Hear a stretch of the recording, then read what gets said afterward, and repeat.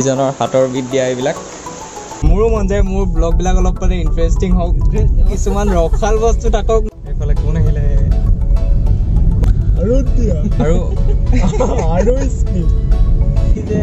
নহয় নহয় আজি ফাইনেলি মানে টি চাৰ্টটো পিন্ধি দিলে বহুত ফূৰ্তি কান্দিব নি সকলোকে মই জ্ঞানদীপ আপোনালোক সকলোকে পুনৰ মোৰ চেনেলটোলৈ স্বাগতম জনাইছোঁ আশা কৰোঁ সকলো ভালে আছে মোৰো ভালে আৰু আজি পুনৰ নতুন ভিডিঅ' আপোনালোকৰ মাজলৈ লৈ আহিছোঁ চ' আজি আমি এফালে এতিয়া যাবলৈ ওলাইছোঁ ক'ত যাম কি কথা সেইখিনি ওলাই গৈ পাতিম এতিয়া দেৰি নকৰি সোনকালে ওলাই যাওঁ বস্তু যিমান আছিলে সকলোখিনি পেকিং কৰা হৈ গ'ল আমাৰ প্ৰায় দুদিনমান থকা হ'ব চাগে চ' বস্তু অলপ নিবলগীয়া হৈছে আৰু লগতে মেইন বস্তু আৰু এইটো বিহীন মানে য'তে গ'লেও মানে কাম নচলিব চ' এতিয়া ওলাই যাওঁ আৰু গাড়ীত গৈ ভালকৈ সকলোখিনি কথা পাতিম যে ক'ত যাম আৰু ষ্টাৰ্টিঙতে কৈ থওঁ যে আজিৰ ব্লগটোত মানে এটা ভাল বস্তু আছে ভাল বস্তুটোত ঠিক কেনেকুৱা হ'ব সেইটো আপোনালোকক এতিয়াই জনাই নিদিওঁ আপোনালোকে ইণ্ট্ৰ'টোত অকণমান চাগে গম পালে চ' গৈ মেলি সকলোখিনি ভালকৈ দেখুৱাওঁ আপোনালোকক এতিয়া দেৰি নকৰি সোনকালে যাওঁ চ' আজিৰ ৰ'দটো ইমান বেছি নাই পেকৰ চাউণ্ড আজিৰ ৰ'দটো ইমান বেছি নাই সেইটো কাৰণে গৈ অলপ ভালেই লাগিব আমাৰ বাইদেউসকল ওলাই ৰেডি বৰ ফূৰ্তি ক'লে মাকৰ ঘৰ মা ঘৰ নে মাকৰ ঘৰ মা ঘৰ বুলি ক'ব লাগে হে আনে ক'লে মাকৰ ঘৰ আপুনি নিজে যিহেতু কৈছে সেইটো কাৰণে মা ঘৰ বুলি ক'ব লাগে বেকগ্ৰাউণ্ডৰ চাউণ্ডখিনি শুনিলে আৰু সেনেকুৱাই আৰু কি কাই থাকে মানে কি কাই আৰু আজি আমাৰ পাপা নাযায় আমাৰ লগত মাজা এটা ফ্ৰিজত ভৰাই থৈ দিয়া আছে দেই ফোন নকৰোঁ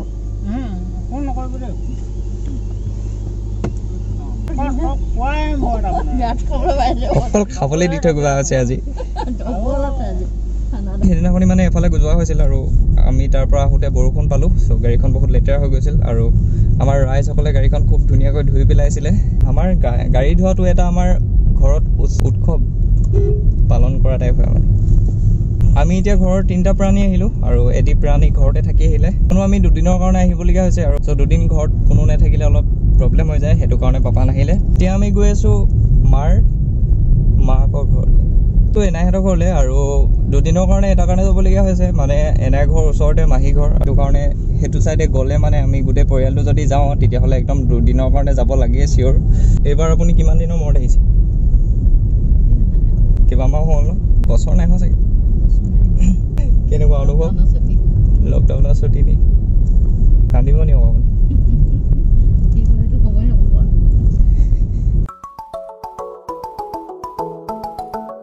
যিহেতু খেতিৰ টাইম চ' এইফালে পূৰা মানুহ ৰোৱনী ৰাস্তাৰ অৱস্থা চাওক বৰষুণ কালি বৰষুণ দিছিলে ন গোটেই পানীয়ে আৰু এইখিনিতো চবচে চাৰ মানে এইফালে কোন আহিলে ক'ত যোৱা তুমি ক'লে এনা ঘৰলৈ যোৱা আমাৰ গাড়ীত উঠি দিলা এই গাড়ীখন এনা ঘৰলৈ নাযায় নহয় তোমালোকৰ নাযায়তো আপাক সোধা তুমি এনা ঘৰলৈ যাব আপাই কৈছিলেচোন তোমাক নাযাওঁ এইখন এনা ঘৰলৈ নাযায় বেলেগ ক'ৰবাত যাবগৈ হাই কৈ দিয়া নামটো কি আছিলে তোমাৰ শ্ৰী চন্দন গগৈ হয় জানো এই ভুল হৈছে তোমাৰ নাম আপোনালোকে ওলাইছে চব আৰু পিছফালে মাহী আৰু এতিয়া আমি গৈ আছোঁ ডাইৰেক্ট এনাই ঘৰ মাহীহঁতৰ ঘৰ পালোহি গৈ লওঁ তাকে আৰু চ' আমি আহি এনাইহঁতৰ ঘৰ পাই গ'লোহি আৰু এতিয়া আমি চাহ তাহ খাই এনাই ঘৰত অলপ টাইম ৰেষ্ট লোৱা হ'ল আৰু মানে পৰি আছিলোঁ এনেই বিচনাতে তাৰপিছত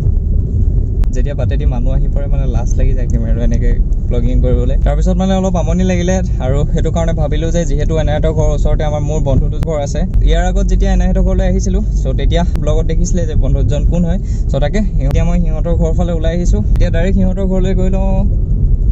মানুহ তাৰপিছত ব্লগিং আকৌ ষ্টাৰ্ট কৰিম বন্ধু দুজন আছে দুই ঘৰতে যোৱা হ'ব চ' পালোহিয়ে মই চব মানুহ অকল ব্যস্ত মোবাইলত কাৰ লগত ইমান বিজি বাহানা এটা মাৰি দিয়া সঁচা কথা কৈ দিয়া কাৰ লগত বিজি পাছত মানসৰ ঘৰত সোমালোঁ আৰু এতিয়া আমি বিৰাজহঁতৰ ঘৰলৈ যাম আৰু তাৰপিছত কিবা প্লেনিং হ'ব নেকি? প্লেনিং কৰিব লাগিব আজি বহুত দিনৰ মূৰত লগ পাইছোঁ নহয়। ইহঁতৰ ঘৰলৈ অহাৰ আগতে ইয়ালৈ ফোন কৰিলোঁ আৰু ফাৰ্ষ্ট বিজি আছিলি আৰু তাৰপিছত বিৰাজলৈ ফোন কৰিলোঁ তালৈ ফোন কৰোঁতে সিও বিজি মানে আজি মানে যদি ব্লগটো কোনোবাই দেখে মানে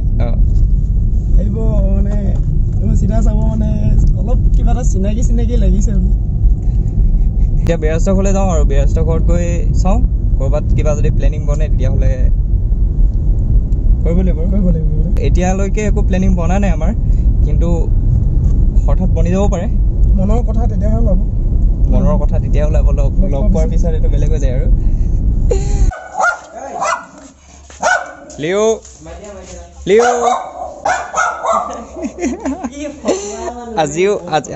আজিও এনেকে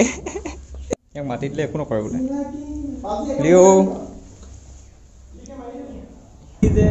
নহয় আজি ফাইনেলি মানে টি চাৰ্টটো পিন্ধি দিলে।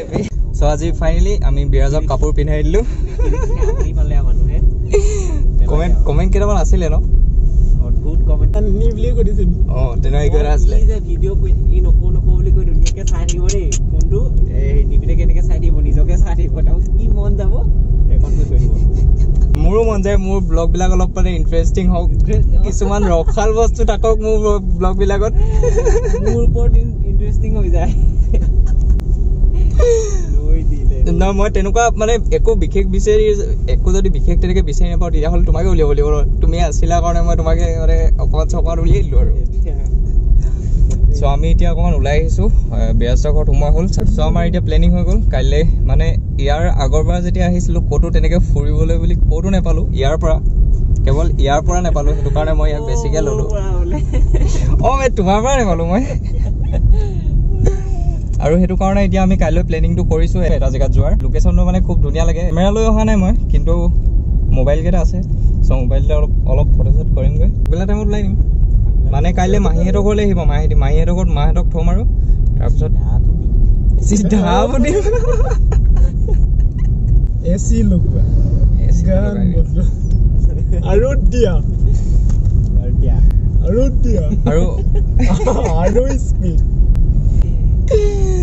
তাৰপিছত কি আছিলে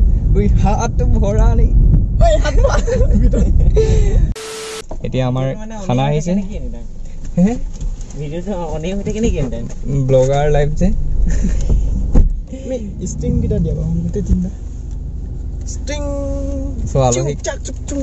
আলহীক খুৱাইছে এতিয়া ষ্ট্ৰিং। এই জেগাটোত কথা এটা মনত আছে নাই? আমি যে প্লেনিং এটা কৰিছিলোঁ যে মিকু মই তুমি যাম বুলি মায়'দিয়া যোৱাৰ এইটো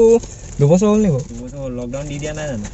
2 বছৰ আগত একেটা জেগাতে আমি প্লেনিং এটা কৰিছিলোঁ। জেগাটো যেতিয়া ৰখিলোঁ মানে ঘপকৈ কথাষাৰ মনত পৰি গ'ল আৰু প্লেনিংটো মানে ইমানেই ধুনীয়াকৈ কৰা হৈছিলে। ডাইৰেক্ট কৈছিলে প্লেনিংটো মায়'দিয়া যামেই আৰু কিন্তু এদিন নিশ্চয় যাম। একেডোখৰ জেগাতে আকৌ কৈছোঁ। দুবাৰ কোৱা হ'ল। আমি প্লেনিংটো 2বাৰ কৰা হ'ল, কিন্তু এতিয়া পাব্লিক কৰি দিছোঁ এতিয়া আৰু মায়'দিয়া এবাৰ মানে একদম যাব লাগিব মানে যদি মোক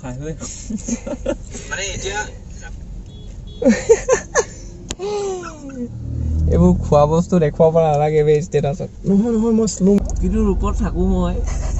পাব্লিক কৰি দিয়ে। লাগিছে আৰু মোক ভাল লাগিছে মই দেখিলোঁ ন। এইবোৰ নকৰিবা লাগিছে আৰু মোক যে। চ' এতিয়া খাব লাগে। আমি খাই বৈ সোনকালে ডাইৰেক্ট ঘৰ পাই লওঁগৈ, তাৰপিছত আকৌ ব্লগিং ষ্টাৰ্ট কৰিম। এতিয়া অলপ ভালকৈ আমি কথা চথা পাতোঁ ইয়াতে। চ' গুড মৰ্ণিং সকলোকে। গুড মৰ্ণিং মানে কথাটো এনেকুৱা হৈ পৰিলে যে কালি মই যিটো জেগাত যাম কৈছিলোঁ চ' তাত যাম বুলি ভাবিছিলোঁ, কিন্তু যিহেতু ইয়াৰ পৰা গৈ অলপ ৰেষ্ট লোৱা হ'ল আৰু লগতে মামাজন মানে ঘৰত নাছিলে, মৰণলৈ গৈছিলে। চ' মামাজনৰ আহি পাওঁতে অলপ পলম হৈ গ'ল আৰু লগতে মানে কালি যিহেতু মেট্ৰিকৰ ৰিজাল্ট দিলে, চ' আমাৰ দদৌহেঁতৰ ছোৱালী এজনীও মেট্ৰিক পৰীক্ষা দিছিলে, চ' তাইৰো ৰিজাল্ট দিলে। চ' তাতে পাৰ্টি অলপ চলিলে। চ' তাত ৰাতি খানা বনাই দিলে আৰু মামাজন ঘৰ আহি পাই লগালগ তালৈ গ'লগৈ। সেইটো কাৰণে কালি ৰাতি সেই মামাজনৰ ঘৰত যোৱা নহ'ল। চ' আজি ৰাতিপুৱা হ'ল। এতিয়া দদৌৰ লগত অলপ বজাৰ কৰিবলৈ ওলাই আহিছিলোঁ আৰু বজাৰ কৰি গৈ লগালগ সেই মামাজনৰ ঘৰত যাম আৰু দেখুৱাম যে তেওঁ মানে কি কাম কৰি আছে আৰু লগতে এটা খুব ধুনীয়া কাম মানে সেইটো হাতৰ বিদ্যা বুলি যাক কয় আজিৰ বতৰটো খুবেই ধুনীয়া আৰু আজি যিহেতু ফুৰিবলৈ যোৱা কথা আছে এতিয়া বাজিলে 9টা বাজিব এতিয়া কেতিয়া যাব পাৰোঁ বজাৰৰ পৰা সোনকালে গৈ মামাজনৰ ঘৰ তাত গৈ সোনকালে আকৌ ফুৰিবলৈ বুলি ওলাই যাম আৰু আপোনালোকক জেগাবিলাক দেখুৱাম আৰু এইখিনিতে যিসকল ভাইটি ভণ্টিয়ে SSLC দিছিলে সকলোকে মোৰ ফালৰ পৰা বহুত শুভেচ্ছা জ্ঞাপন কৰিছোঁ তো আমি দুলৈ মই এতিয়া বজাৰ কৰিব আহিছিলোঁ আৰু আমাৰ বজাৰ কৰি কমপ্লিট হ'ল বৰষুণ জাক দি দিলে কি হ'ব এতিয়া ফুৰিবলৈ যোৱাটো বজাৰৰ পৰা আহিলোঁ আৰু বজাৰৰ পৰা আহি তেতিয়াৰ পৰা বৰষুণ দিয়ে আছে এতিয়া টাইম হ'ল 11টা বাজিলে আমি সোনকালে এতিয়া আকৌ মাহী ঘৰলৈ যাব লাগিব সেইটো কাৰণে আৰু অলপ পিছত যামেই চ' বৰষুণত ছাতি লৈ মেলি মই ওলাই আহিলোঁ নহ'লেতো অহাই নহ'ল এদিন তাকে এতিয়া গৈ পাই লওঁগৈ মামাজনৰ ঘৰ বাৰিষাৰে বৰষুণে তোমাৰ কথাকে ক'ব অভিমানী এয়া মামাজনে লাজ কৰি আছে এজনে হৈছে বিখ্যাত মামাজন ইজনৰ হাতৰ বিদ্যা এইবিলাক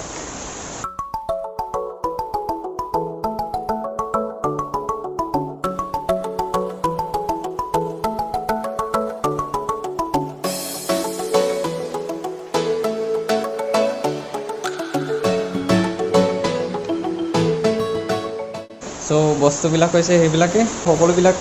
তেওঁৰ হাতেৰে বনাই আছে তো তাকে মামাজনৰ নামটো হৈছে কৈ দিয়া তুমি কৈ দিয়া মানৱজ্যোতি বৰুৱা ভাগিন আছে জ্ঞানদীপ গগৈ আগুৱাই যোৱা ইউটিউব চেনেলৰ জৰিয়তে সেইটোৱে মানে মানুহৰ আহি যায় ন অকৱাৰ্ড মমেণ্ট এটা এনেকুৱাবিলাক মমেণ্টে মানে কেমেৰাটো অন কৰি দিলে হৈ যায় কেতিয়াবা অলপ লাভ হৈ গৈছে কামবিলাকৰ কথা কৈ দিয়া কেতিয়াবা ষ্টাৰ্ট কৰিলা কামবিলাক মই সৰুৰ পৰা কৰি আহিছোঁ 14 বছৰ বয়সমানৰ পৰা কৰি আহিছোঁ তাৰপৰা এতিয়া লাহেকৈ আজৰি সময় কৰোঁ কলেজত পঢ়ি আছোঁ যিহেতু সেইকাৰণে সময় বেছি নাপাওঁ পঢ়িও আছে আৰু লগতে এতিয়া চাকৰিও লাহেকৈ চাকৰিটো নহয় সৰুকৈ আৰু সৰুৰাকৈ মানে যি হ'লেও আৰু ইনকমৰ কিবা এটা ওলাইছে আৰু এইবিলাক বস্তু বেছিকৈ বনোৱা নাযায় বিহুৰ ওচৰত বেছিকৈ বনোৱা যায় আৰু সকলোবিলাক বস্তু বনাই পেপা গগনা বাঁহী যদি কাৰোবাক লাগে তেতিয়াহ'লে মই কণ্টেক্ট নাম্বাৰ দি দিম নেকি মই কণ্টেক্ট নাম্বাৰটো দি দিছোঁ মামাজনৰ ডেছক্ৰিপশ্যনত আছে কণ্টেক্ট নাম্বাৰটো যদি কিবা লাগে টকা বাঁহী পেপা গগনা সকলোবিলাক পাব আৰু লগতে এইবিলাক কি বুলি কয় ৰংঘৰ কাৰেংঘৰ এইবিলাক মানে সজোৱা বস্তু বনাই থৈছে ফুলদানি চ' যদি কাৰোবাক লাগে তেতিয়াহ'লে কণ্টেক্ট কৰিব পাৰিব যদি বিচাৰে কণ্টেক্ট কৰিব তাকে আৰু ত' এওঁৰ এতিয়া মই এওঁৰ পৰা বাঁহী নিয়ে থাকোঁ বাৰু মই আৰু বাঁহীটো এনেই অলপ চলপ শিকি থকা টাইপে হৈছে ত' এনেই ট্ৰাই কৰি চাওঁ বজাব ভালকৈ নাজানো শিকি থকা টাইপে হৈছে সেই মামাজনৰ পৰাই বাঁহী নিছিলোঁ আৰু সেইটোতে অলপ চলপ শিকি থকা হৈছিলে ত' এনেই ট্ৰাই কৰি চাওঁ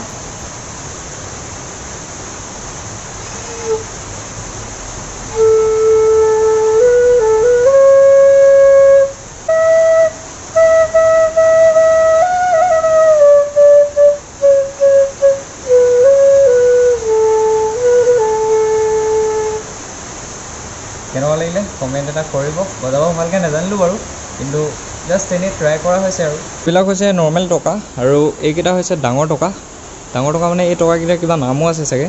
চ' যদি কোনোবাই জানে তেতিয়াহ'লে কমেণ্ট কৰিবচোন এই ডাঙৰ টকাকেইটা কি বুলি কয় এবাৰ এনেই গগনাত ট্ৰাই কৰি চাওঁ বজাব নাজানো এতিয়া জাষ্ট ট্ৰাই কৰিম আৰু